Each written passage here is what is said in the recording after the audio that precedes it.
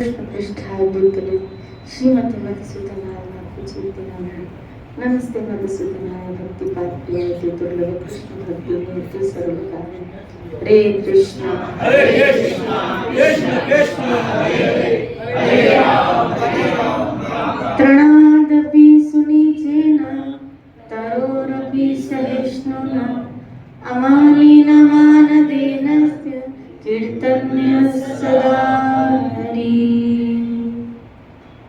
भगवत की प्यारी यहाँ महाप्रभु चैतन्य ने जो ये सूत्र हम जैसे साधकों को पतित जीवन प्रदान कर रहे हैं कि अपने आप को तिनके से भी अधिक छोटा समझे, वृक्ष के समान सहनशील, जिसमें हम बहुत सारी चर्चा इस विषय में कर चुके। लेकिन आज जो कृष्णदास कविराज समझा रहे हैं हमको इसी श्लोक में बहुत सुंदर बात यहाँ आई है। पहले तो इन्होंने कहा श्री नाम साधक को, वो साधक जिसने अपने जीवन का आधार हरि का नाम बना दिया है, जिसकी साधना मात्र नाम है। और सच बताऊं, साधना भी नाम है और साध्य भी नाम है। ऐसे लोगों के लिए कहा नाम साधक को कभी भी मान प्रतिष्ठा का इच्छुक नहीं होना चाहिए। धन, मान, कुल, विद्या, बुद्धि, आचरण एवं इन भक्ति में, यहाँ तक भक्ति में इन सब में श्रेष्ठ होने पर भी साधु को निरभिमानी होना चाहिए। उसे जीव मात्र के प्रति सबको सम्मान देना है, इसीलिए कि जीव में श्री कृष्ण विराजित है। श्री राधे बोले ईश्वर सर्व भूता, भगवान सब में है। श्री राधे बोले ये साधक को जो नाम आश्रय जीव, बात उन लोगों की चल रही है जिसने नाम का आश्रय किया, उसकी सोच कैसी होती है कि सब जीवों में मेरा कृष्ण है। तो सब जीवों में, जहाँ मैं ऑल्टर के अंदर, गर्भगृह के अंदर जब भगवान प्रतिष्ठित होते हैं, उसकी मर्यादा, उसकी सम्मान करता हूँ, तो इस पिंड में भी कौन विराजित है? मेरा ठाकुर विराजित है। फिर कभी कभी मन में आता है क्या, ठाकुर ऐसा आचरण करता है। श्री राधे बोली सामने जब किसी का दुराचरण दिखता है, किसी के सामने अपशब्द तो ठाकुर ऐसा थोड़ी हो सकता है, क्योंकि ये तो देखो कुछ बोलता नहीं, भगवान का जो स्वरूप है, ना कुछ बोले, ना कुछ चले, ना कुछ।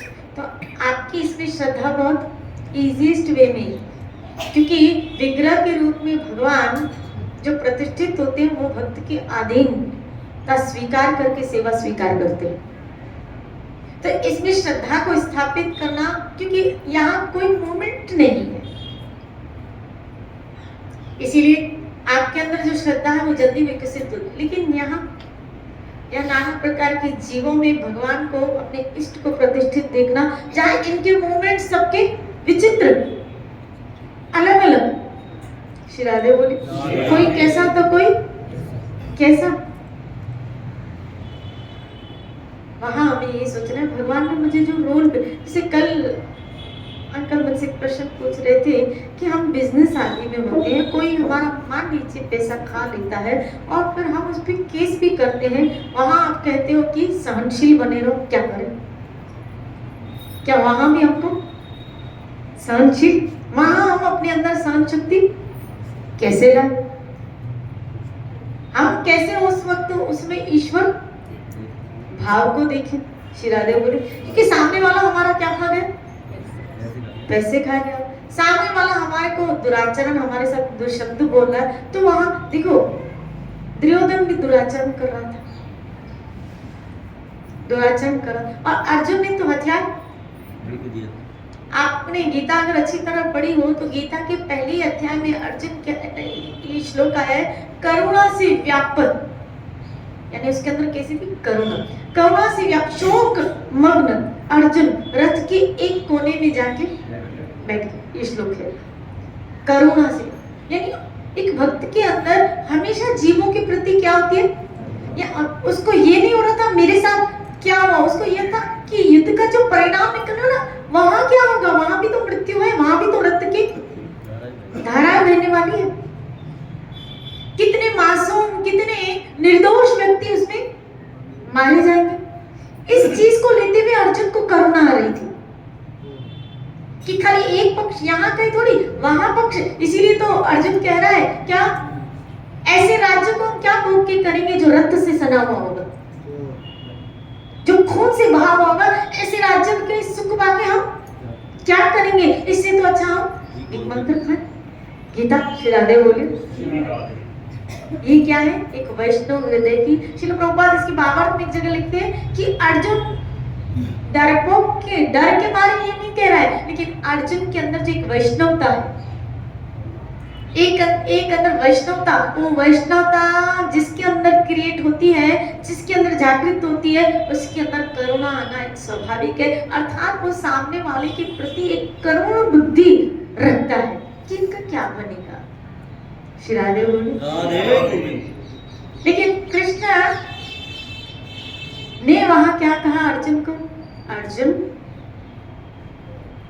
अर्जुन तू क्षत्रिय है और क्षत्रिय का स्वभाव है क्या, युद्ध करना। श्री राधे बोले। श्री राधे।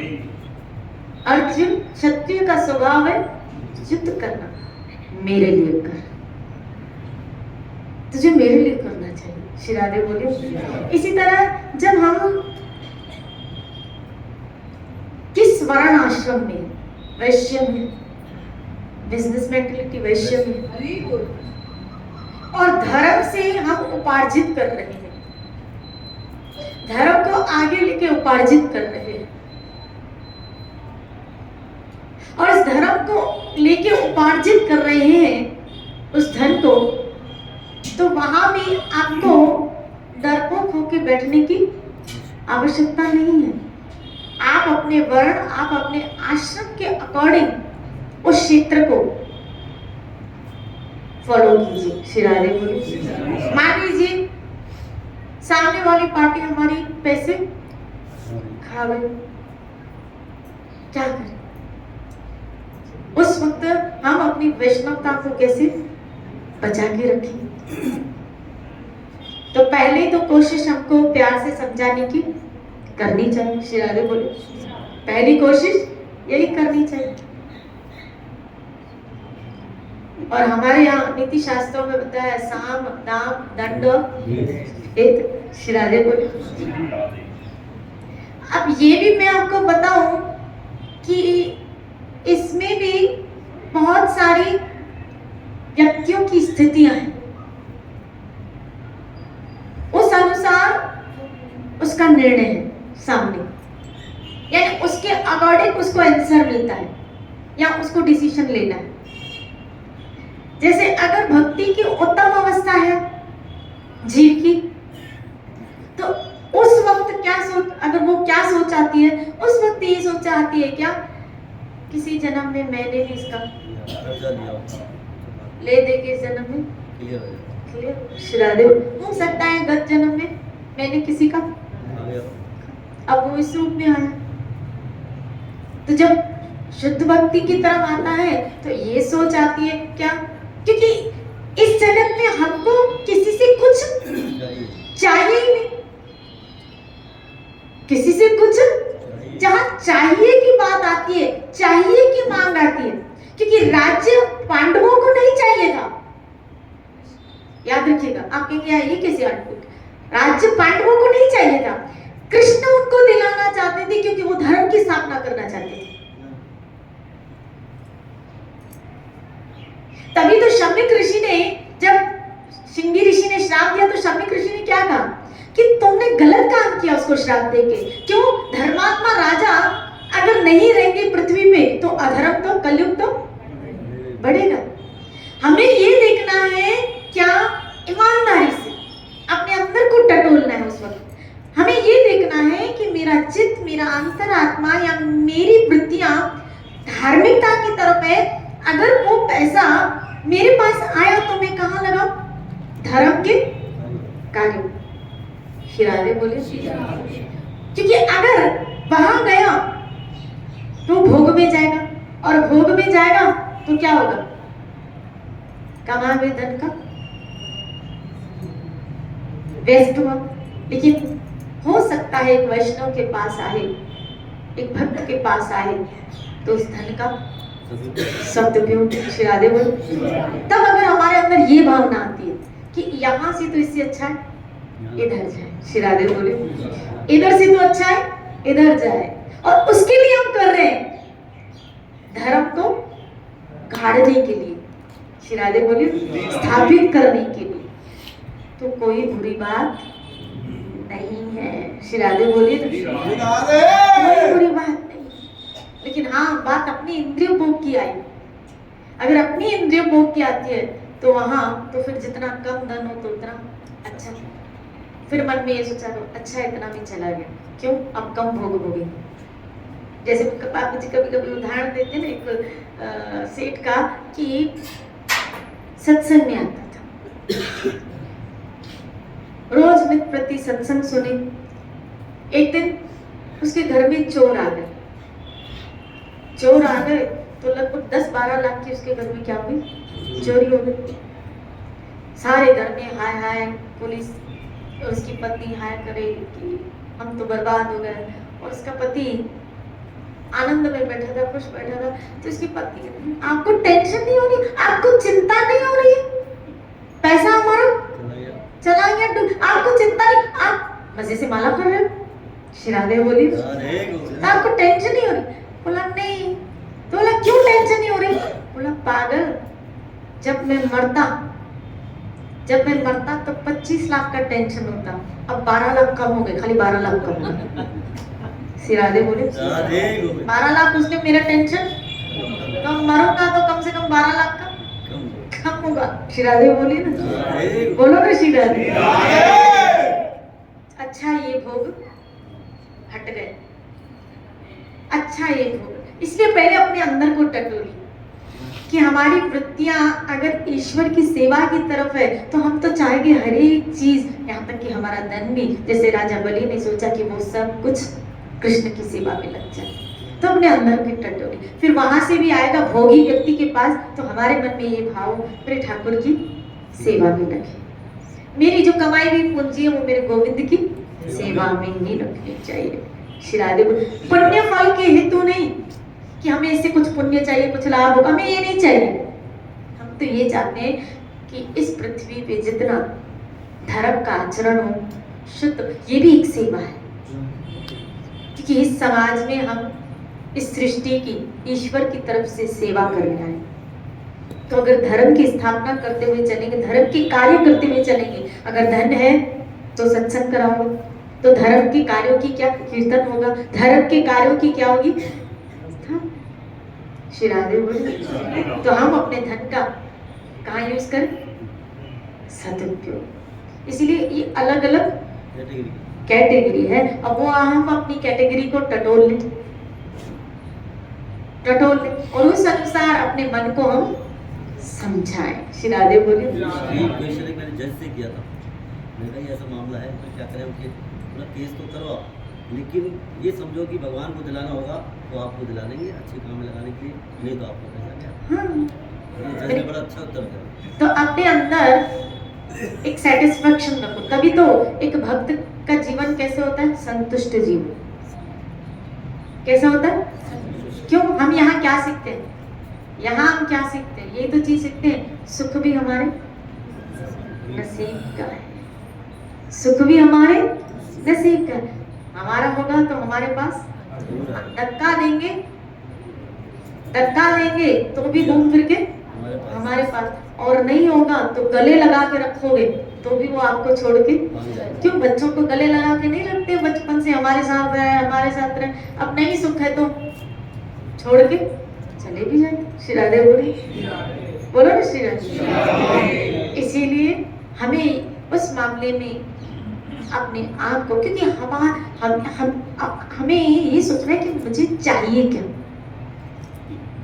मुझे क्या चाहिए, और मुझे गोविंद चाहिए, तो उस गोविंद चाहिए की चीज में ये सब तो कोई माना रखता ही नहीं है। ये सब चीजें माना नहीं, क्योंकि गोविंद प्राप्ति में उल्टा ये सब चीजें तो बाधक है। तो पहले तो वो मोटो क्लियर करो कि मुझे जो चाहिए, क्या उस चाहिए में ये सब चीजें बहुत जरूरी है क्या? और अगर आ रही है तो हमें तो ये सिखाया गया, जो आ रहा है वो तो सब हमें ठाकुर की सेवा में ही तो देना है। श्री राधे बोली, आया भी तो यहाँ लगाना है, और नहीं आया तो हम तो भजन कर ही रहे। 10 साल वेट किया है, तो जैसे एक ने खाया फिर दूसरे ने खाया, तो बच्चे कहते हैं कि पापा आपका तो ऐसे ही सब खा रहे थे। ये बोले मैं गांव से कुछ लेके नहीं आया था, जो मैं समझता हूँ कि मैं आज ही गांव से आया हूँ। तो कहते हैं ऐसे तो हर कोई आपका खाता रहेगा। तो इन्होंने 10 साल बाद कई पार्टियों पे केस किया है। जैसे अब तक तो वो करोड़ों तो कोई पूरे मैंने कहा ना, वो अब एक क्या है कैटेगरी आया भी, तो मन में ये रखो कि किसका है, मेरे ठाकुर का है। किसका है? मेरे ठाकुर को देना होगा तो देगा, नहीं तो हार्ट अटैक आ जाए। किसी ने दिया भी है, ऐसा बुला के बोला कि तुम्हारे पैसे देगा, बोले नहीं अब जरूरत नहीं है, काफी साल हो गए। नहीं मेरे को याद है, तुम्हें याद नहीं पर मुझे याद है, इसलिए लेके जाओ। तो वो नसीब में था तो आ गया, नसीब में था तो आ गया, और नहीं होगा तो हम कितना भी पीछा करेंगे, मिलने वाला नहीं। इसीलिए हमेशा उस वक्त यही सोचना चाहिए, उल्टा अच्छा है, नहीं तो इस धन की हाय हाय में हमारा हार्ट अटैक हो जाता है लोगों को। श्री राधे बोले, हार्ट अटैक हो जाते हैं, मेरा पैसा गया। श्री राधे बोली, कितनी मेहनत से, अरे अगर इसी मोह में गए तो दूसरे जन्म में सांप बनेंगे अपना। श्री राधे बोली, और हमको बनना आया तो ठीक है, मन में ही रखो मेरे ठाकुर की अमानत है, मुझे जो मिला है मेरे ठाकुर की अमानत है, ईश्वर की अमानत है, प्रभु की अमानत है। ये सुख भी सुख पाया रहम तेरी सुख, आपकी रहम से सुख मिलता है, आपकी कृपा से सुख मिलता है। इसीलिए सुख और दुख जो आपके नसीब का है वो कहीं जाने वाला नहीं जाने वाला है। तो यहाँ हर एक में हमको श्री कृष्ण राजित इस भाव से रहना है। श्री राधे बोले, महाप्रभु ने कहा, इस प्रकार तृण से भी अधिक सुनीच, वृक्ष के समान सहनशील और अमानी एवं मान देने वाला होकर सदा हरिनाम कीर्तन करना चाहिए, तभी नाम का मुख्य फल कृष्ण प्रेम की प्राप्ति होती है। मगर यहाँ कृष्णदास कविराज क्या कह रहे हैं, किंतु इस प्रकार का भाव जीव के पक्ष में अत्यंत दुर्लभ है। श्री राधे बोले, अत्यंत दुर्लभ है। अमानी न, दूसरों को सम्मान दो। श्री राधे बोले, मैंने कल ही कहा था ना, हम क्या सोचे, अहंकार देता अंदर होता, हम क्या सोचे, ठीक है नहीं कर रहे तो नहीं कर रहे, हमें तो उसकी बड़ी, हम अपने कहाँ घुमाए, माला घुमा रहे। हम एक तरफ मुंह चढ़ा के क्या करते, बोलो, माला पढ़ते। क्यों? वहां अंदर कौन बैठा, अहंकार का देवता बैठा। श्री राधे बोले, और हम सोचते हैं, इसीलिए तो कहा जीव के लिए अत्यंत दुर्लभ है। फिर चार भावों की तो बात ही क्या, यहाँ चार बातें समझाएगी ना, क्या, प्रणादपि तरोरपि अमानी न मान, देख अपने लिए मान नहीं, दूसरों को सम्मान देना, अपने आप को तिनकी से अधिक छोटा समझ रहे। श्री राधे बोले, इस प्रकार के भावों की प्राप्ति वास्तव में साधन सापेक्ष है। इन भावों की प्राप्ति के लिए क्या करना है, देखो, इन भावों की प्राप्ति के लिए श्री भगवान के चरणों में एवं श्री नाम से अति विनम्र होकर प्रार्थना करनी होगी। नाम भगवान से प्रार्थना करो, विनम्रता से नाम भगवान से प्रार्थना करो कि हे नाम भगवान, मेरे अंदर ये मन प्राण से श्री नाम का आश्रय ग्रहण करना होगा, निरंतर नाम को ग्रहण करना पड़ेगा, तब नाम की कृपा से इन भावों की उत्पत्ति चित्त में स्वतः होती है। श्री राधे बोलिए। देखो यहाँ भी घूम फिर के मैंने कहा ना, एक ही चीज तो आई, क्या? नाम। विनम्रता से नाम का आश्रय नहीं। हरे कृष्णा हरे कृष्णा कृष्णा कृष्णा हरे हरे राम। अच्छा, यहाँ एक बात आ रही है, विनम्रता से नाम का आश्रय, तो अहंकार से भी नाम का आश्रय होता है क्या? रो बढ़िया ये सु तो रो ने खाना सु हम बस ये रही है सिरादे रो बढ़िया है। विनम्रता से नाम का आश्रय, यहाँ ये बात है। तो क्या अहंकार से भी नाम का आश्रय होता है क्या?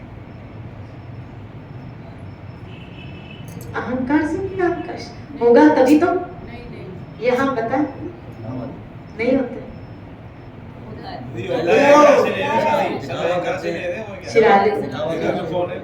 अगर ऐसा न होता ना तो यहाँ कृष्णदास कविराज गोस्वामी महाराज वर्णन ही न करते। शिरादे बोले।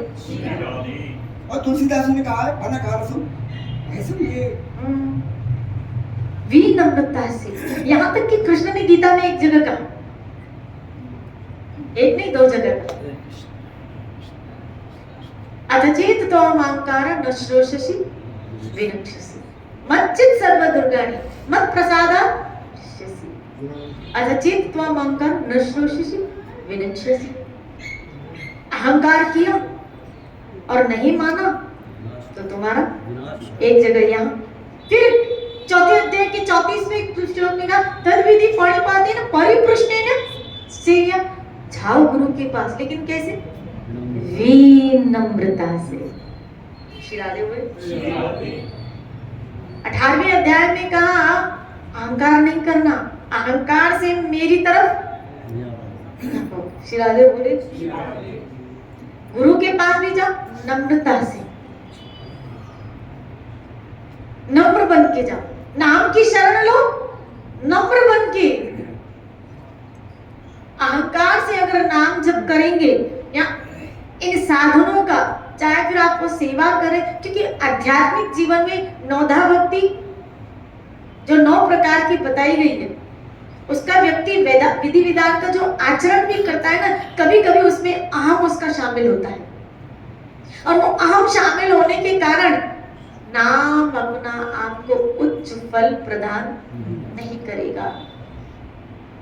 इसीलिए कहा कोई भी क्रिया भागवतीय जो भी होनी चाहिए उसके प्रति क्या? विनम्रता। श्री राधे बोलिए। नाम का आश्रय 2 तरह, एक विनम्र होगी, दूसरा आर्त भाव आ जाए तो सोने पे एक विनम्रता, दूसरा आर्त भावना। लेकिन आरंभिक अवस्था में ऐसा होना पॉसिबल नहीं। तो अब यहाँ क्या बताया? साधन सापेक्ष कैसे रहो? नाम भगवान से प्रार्थना करो, हे प्रभु के नाम, जब नाम जप करो, कृष्ण नाम का चित्र सामने रखो, उस नाम भगवान से आप प्रार्थना करें कि मेरे पे कृपा करो, मुझ पे क्या करो? कृपा करो, कृपा कृपा कृपा करो। श्री बोले। और क्या कृपा करो? कि मेरे अंदर आपको जपने की जैसी क्वालिटी चाहिए वैसी क्वालिटी आप प्रदान करो। कीर्तन्य सदा, क्योंकि मैं आपको निरंतर सदा जपना चाहती हूँ, इसलिए इसको निरंतर जपने के लिए जो क्वालिटी चाहिए, एक तरह से अगर यहाँ कहा जाए तो भक्ति में अपने आप को मिटाना है। जिसने अहम को मिटा दिया ना, समझ लीजिए उसने मिटा दिया अपने आप। श्री राधे बोले। क्योंकि अहम की सत्ता ही व्यक्ति के अस्तित्व को कायम रखती है। हाँ मैं कुछ हूँ, लेकिन याद रखना भक्ति अहम की सत्ता आपकी बॉडीली अस्तित्व को कायम रखेगी, हो सकता है, लेकिन भक्ति की जो पूर्णता है या भक्ति की जो अमरता है वो आपको हमेशा के लिए जीवात्मा का ये जब शरीर छूट भी जाता है तो भी उसको अमर कर देता है। जब भक्ति के उत्तम गुणों से युक्त जीव अपने आप को और भगवान को आकर्षित क्या करते हैं बताओ? आपके गुण। श्री राधे बोले।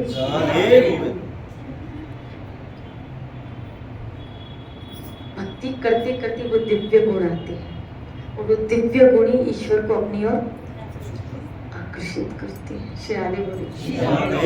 ठाकुर को आकर्षित करते कि मेरा भक्त ऐसा है, इतनी सहन शक्ति है इसके अंदर, ये दिव्य गुण है, इतनी विनम्रता है इसमें, ये दिव्य गुण है, ये दैवी गुण है, ये दिव्य गुण है सारे, जो भजन करते ही आते हैं। श्री राधे बोले। हमने पढ़ा तो उसमें बताया गया कि निरंतरता, आधा क्षण भी बिना नाम के नहीं होना चाहिए, केवल सोने के समय कुछ नहीं। और जो महाप्रभु ने जो बताया है कि जो बाधाएं जो है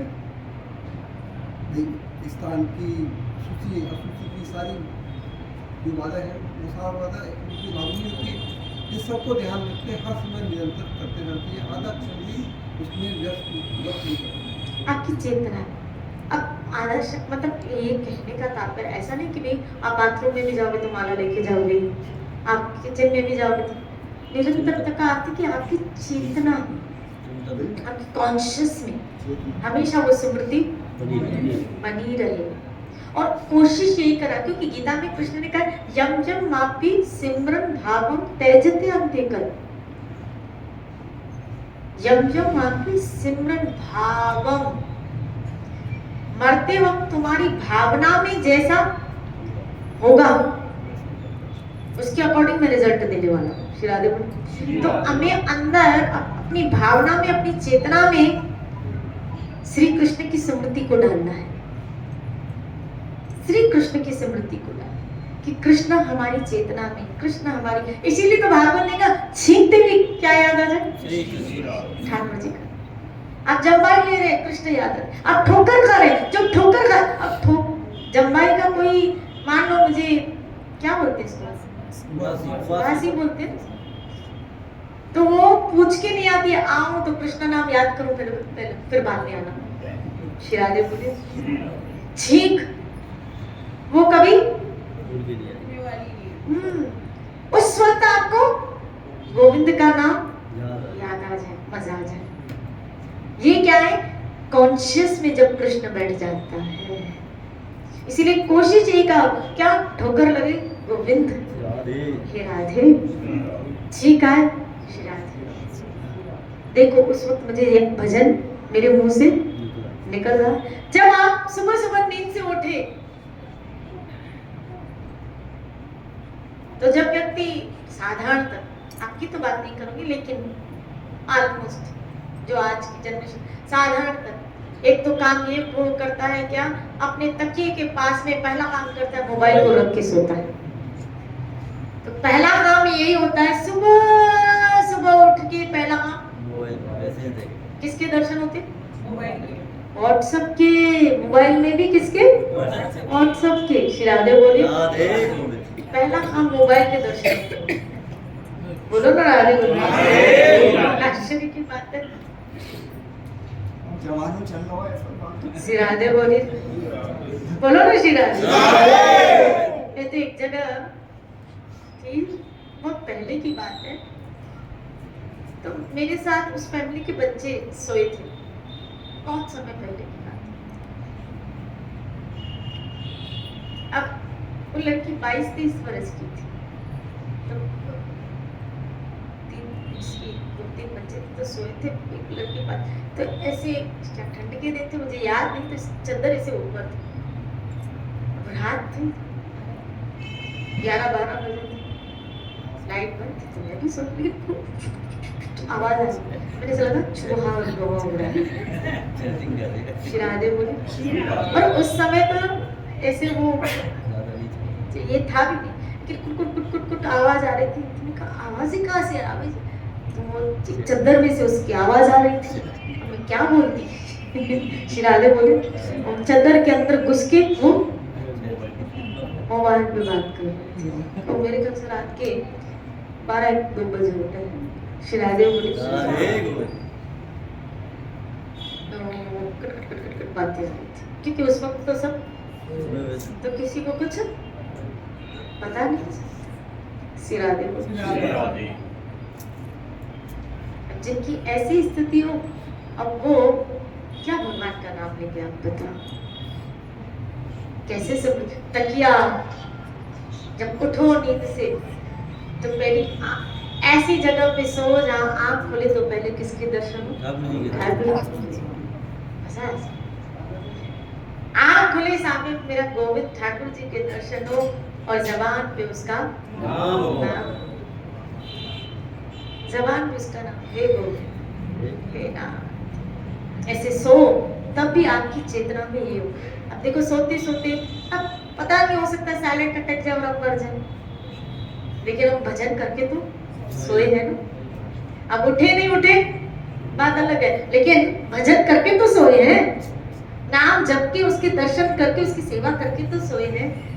अरे कितना अच्छा जीवन है, कितना आप इस जीवन में आके तो देखो, आप इसमें ढल के तो देखो, आप ये रस लेके तो देखो कि जब उसके साथ जीने में, उसके साथ रहने में, उसके साथ सोने में कितना मजा है, कितना आनंद है। नहीं तो व्यक्ति संसार के टेंशनों के साथ उठता है और टेंशनों के साथ सोता है बेचारा, और कभी कभी तो इसी टेंशनों में अटैक लेके मर जाता है। क्या जीवन है, नर्क का जीवन जीते हैं और नर्क में जाने की तैयारियां करते हैं। कैसा जीवन है, शुगर बीपी ये कोलेस्ट्रॉल सब बड़ा बड़ा है, क्यों बोला टेंशन है। शिरादे बोले, किसका टेंशन है? बोला बच्चों का। किसका टेंशन है? उस पार्टी का। किसका बिजनेस, किसका टेंशन है? इसी टेंशनों में उसका जीवन निकल जाता है। शिरादे बोले, ये जीवन देखो, देखो तो खरी, देखो तो खरी। कौन खिलाएगा? कई लोग मुझे पूछते हैं, जिसका नाम पालनहार है, जिसका नाम पालनहार है। जब प्रहलाद को जेल में उसके पिता ने डाल दिया, बोला इसको खाना नहीं देना है, इसको भूखे रहना है, वहीं भूखे रह के मर जाए, खाना नहीं दिया। ठाकुर जी जब लक्ष्मी जी खाना लेके जा रही है, अंदर नहीं जा रहा है, क्यों प्रभु? बोला मेरा भक्त भूखा है। और लक्ष्मी जी भोजन की प्लेट लेके जेल में घुस जाती है प्रहलाद के पास। उसको कहीं भी घुसते देर थोड़ी लगेगी। शिरादे बोली, और ना ही वहां किचन विचन की आवश्यकता है। शिरादे बोली, किचन विचन की कोई, और ऐसे व्यंजन मिलेंगे जो आप कभी आपने उसका स्वाद भी नहीं लिया, कभी नहीं लिया। शिरादे बोले, जेल में पहुंच गई और जेल में प्रहलाद को भोजन अपने हाथों से खिलाया। कौन देगा? जिसका नाम पालनहार है। वो जेल में भी, हनुमान दास पोदार जी के चरित्र में मैंने पढ़ा है, तो जब वो एक बार जब वो जेल में थे, तो पोदार जी भी इसी संदर्भ में लिखते हैं। आपने कभी उनका एक चरित्र पढ़ा, किस तरह भोजन की व्यवस्था होगी जेल में भी। देखो भक्त के लिए सब जगह व्यवस्था है। शिरादे बोले, भक्ति करोगे ना, और कर्म अनुसार जेल भी मिली ना हमको, कर्म अनुसार अगर गए भी, जाओगे नहीं वैसे ही जेल में अपन। ये कर्मों की जेल ही तो है, बंधनों की तो जेल है। जिसमें झगड़े हुए, लेकिन वहां भी ठाकुर आपको पहुंचाएगा, गोविंद आपको पहुंचाएगा। इसलिए खूब भजन करो। यहाँ आगे क्या समझा रहे हैं कृष्णदास कविराज गोस्वामी महाराज, कल इसके ऊपर चर्चा करेंगे।